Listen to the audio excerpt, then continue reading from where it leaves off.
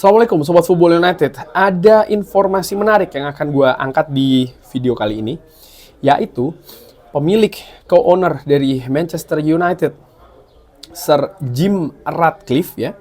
Ini diinformasikan karena Sir Jim Ratcliffe ini juga memiliki klub lain, memiliki OGC Nice ya, yang berlaga di Liga A.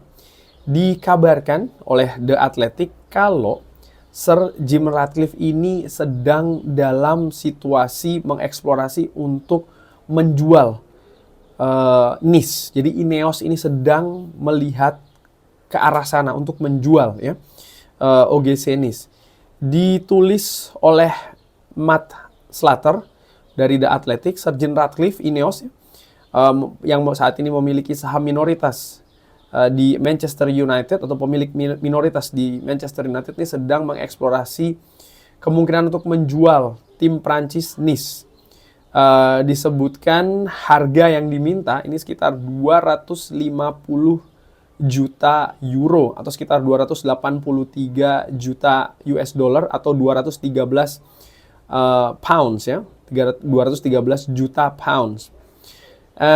Ya, segala calon pembeli dari Nice ini akan rumit dengan ketidakpastian terkait dengan penyiaran, kesepakatan penyiaran dari Liga A. Jadi ini bukan hal yang mudah. Situasi saat ini sepak bola Prancis tidak memiliki TV domestik, kesepakatan dengan TV domestik untuk musim depan. Jadi situasinya masih belum jelas. Ineos ini sepakat untuk membeli 100% saham Nice dari pemilik sebelumnya dengan angka 100 juta euro. Dan ini dilakukan di 2019. Saat ini atau semenjak bulan Februari 2024 ya, Manchester United dimiliki secara sebagian oleh Ineos dan mereka ini mengontrol sisi football operation. Nah, Ineos sendiri ini telah berinvestasi secara signifikan di OGC Nice dengan angka sekitar 216 juta euro di saham. Ya, walaupun demikian ya, ini tidak termasuk peminjaman-peminjaman yang mereka telah lakukan. Walaupun demikian ya, Ineos ini dinilai tidak populer di kalangan supporter OGC Nice. Berbicara di bulan Maret, Sir Jim Ratcliffe mengatakan kalau dia ini tidak menikmati menyaksikan Nice terkait dengan standar sepak bola yang disaksikan ya. Saya tidak sebenarnya menikmati untuk melihat OGC Nice karena ada beberapa pemain bagus, tapi level sepak bolanya tidak cukup tinggi untuk membuat saya ini excited. Musim terbaik dari Nice adalah saat ini, di mana ya kita tidak diperkenankan untuk terlalu terlibat ya karena situasi multi klub, kepemilikan multi klub. Jadi ada situasi yang jauh lebih baik di OGC ini saat ini tanpa intervensi dari kita. Nah, ini yang disebutkan salah satunya oleh alasan ya kenapa mungkin ingin menjual OGC Nice. Jadi di samping tidak excited, pemilik dari OGC Nice yaitu adalah Sir Jim Ratcliffe Ineos juga ya. Tapi juga bagaimana setelah dilihat loh dengan tidak terlalu ikut campur tangan justru OGC Nice jadi lebih bagus. Nah, ini juga menjadi tanda tanya. Sekarang Manchester United bagaimana ini?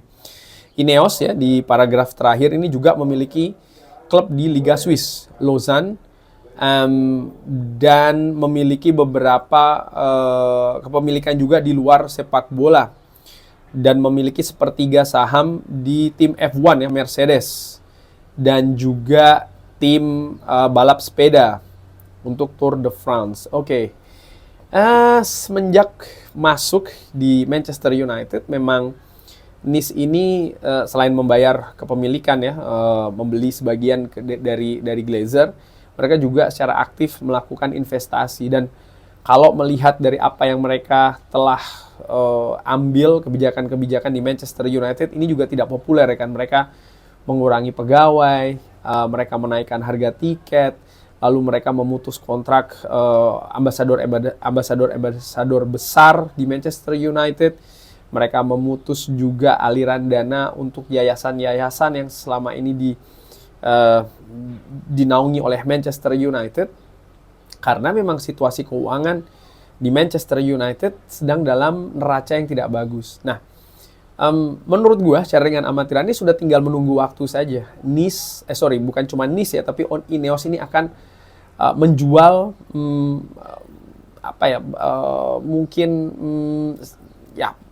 klub-klub yang mereka miliki sedikit demi sedikit, menurut gua, dengan tujuan adalah konsentrasi penuh ke Manchester United. Manchester United selama berapa tahun belakangan ya, mungkin 15 atau mungkin lebih semenjak dimiliki oleh Glazer, ini kan memang nyaris tidak ada investasi yang dilakukan oleh Glazer.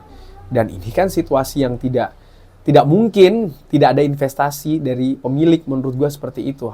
Sedikit atau banyak, pemilik juga harus menunjukkan komitmennya dengan klub, ya salah satunya dengan berinvestasi. Apakah itu infrastruktur, apakah itu ke skuad, apakah itu ke manajemen, apakah ke banyak hal. Dan ini tidak pernah dilakukan oleh Glazer, nyaris tidak tampak, tidak terlihat. Nah, Ineos ketika mereka memegang football operation, mereka melihat, menurut gua ya, ada banyak sektor yang dibutuhkan pemasukan atau penambahan keuangan. Dan Ineos dengan segala keterbatasannya, kalau mereka menggunakan dana dari Manchester United yang hutang saja ini mendekati 1 M kalau tidak salah, bahkan sudah menembus angka 1 M euro, jelas tidak mungkin uang dari Manchester United, tidak ada uang yang bisa diputar untuk diinvestasikan balik dari klub ini, dari Manchester United, sehingga harus dicari dari luar. Dan Ineos dengan segala kelebihan dan juga keterbatasan, ya mereka butuh menyuntikkan dana. Dan menurut gua dana didapat dari mana? Yang paling memungkinkan ya dengan melepas aset-aset yang mereka miliki, termasuk kepemilikan klub sepak bola. Yang menarik juga bagaimana tadi disebutkan ya, ketika Ineos tidak terlalu terlibat dengan OGC Nice justru lebih bagus. Nah, ini bagaimana dengan Manchester United? Ineos memiliki kewenangan yang besar di football operation. Sampai dengan sejauh ini, dari bulan Februari tahun lalu, ya kalau dilihat dari raihan Manchester United, ya Manchester United meraih Piala FA musim panas kemarin. Tapi bagaimana perjalanan klub? Kalau melihat posisi di Premier League saat ini, Manchester United ini sangat-sangat buruk sekali. Lalu bagaimana kebijakan-kebijakan yang diambil di klub terkait dengan manajemen misalnya ya, ini masih belum terlihat.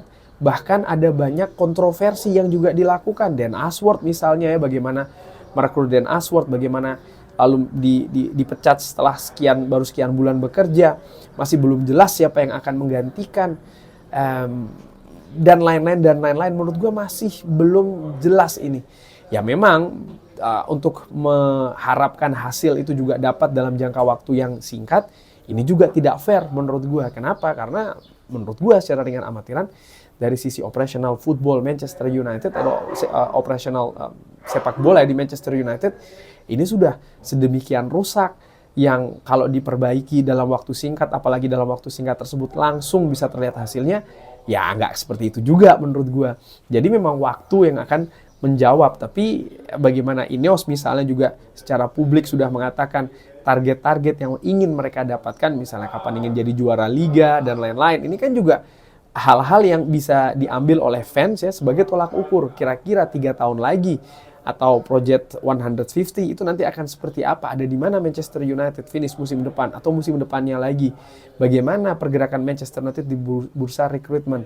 Lalu terkait dengan stadion, ini juga hal lain yang menarik ya, bagaimana dengan hutang yang sangat besar sekali Ineos ingin membangun stadion baru. Uangnya dari mana? Apakah akan hutang lagi? Lalu hutang itu akan dibebankan ke siapa? Apakah ke klub atau ke Ineos?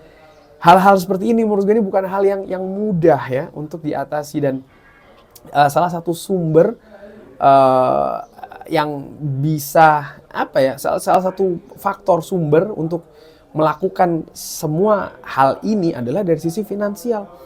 Dan sekali lagi, bagaimana Ineos bisa menjalankan sisi finansial itu ya, artinya dari memperbaiki situasi finansial ini ya salah satunya dengan menyuntikkan investasi. Dari mana?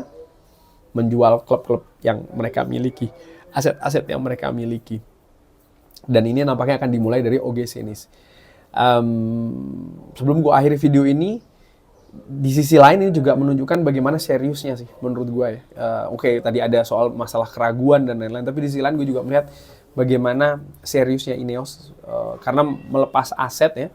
Ini juga bukan hal yang mudah tentu saja, tapi di sisi lain ini juga menunjukkan komitmen sih bahwa nampaknya mereka memang sangat fokus dengan klub Manchester United. Mudah-mudahan ya apa yang mereka rencanakan, artinya supaya klub ini balik lagi ke era kesuksesan ini bisa segera terjadi. Finansial memang memegang peranan penting di dunia olahraga, termasuk juga sepak bola. Kurang lebih seperti itu. Bagaimana menurut Sobat Football United? Seperti biasa silahkan drop di kolom komen. Terima kasih sudah menyaksikan. Jangan lupa like, share, dan juga subscribe. Wassalamualaikum warahmatullahi wabarakatuh. Thank you.